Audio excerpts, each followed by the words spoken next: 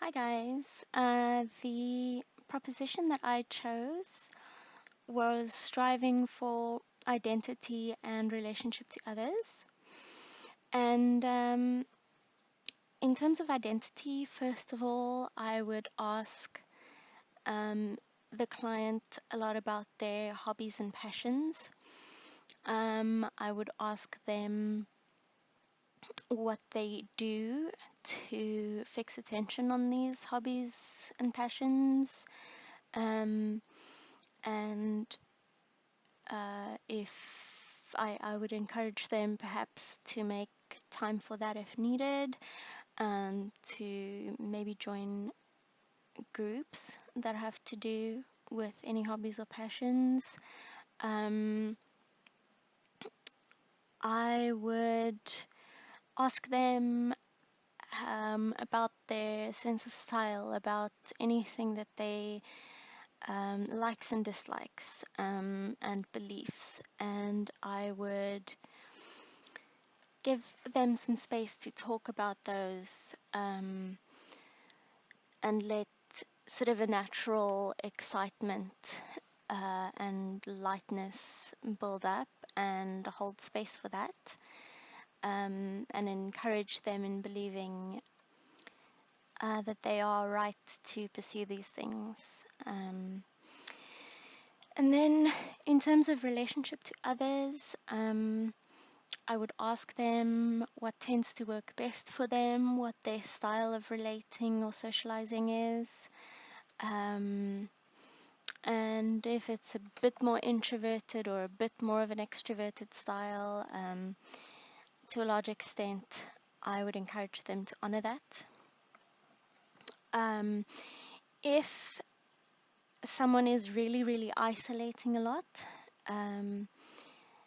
I would pose a challenge to them with a very compassionate challenge,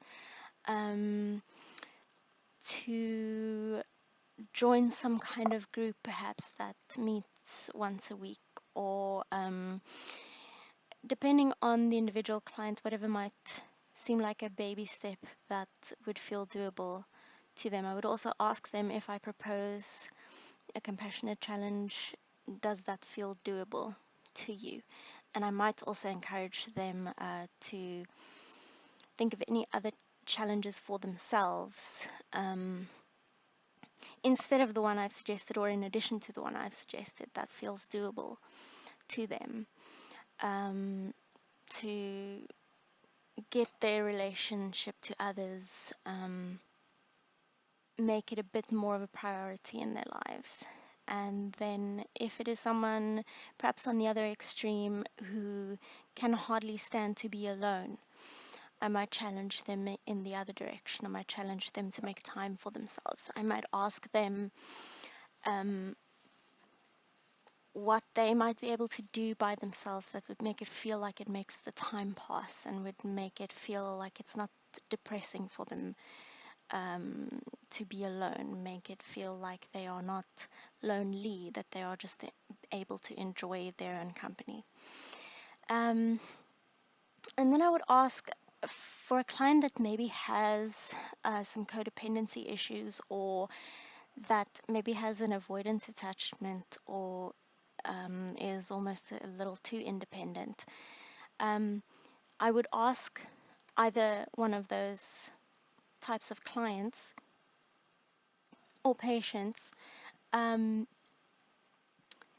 really describe, to really imagine and envision and describe to me what it would look like, in as much detail as they can, what it would look like if they were to balance it a bit more. So for the perhaps someone who struggles maybe a bit more with anxious attachments or codependency issues, I might ask them to visualize and imagine what making themselves more a priority would look like in terms of their relationships, and how might it affect their relationships, and how might it make them feel, within themselves, and what might it look like day to day.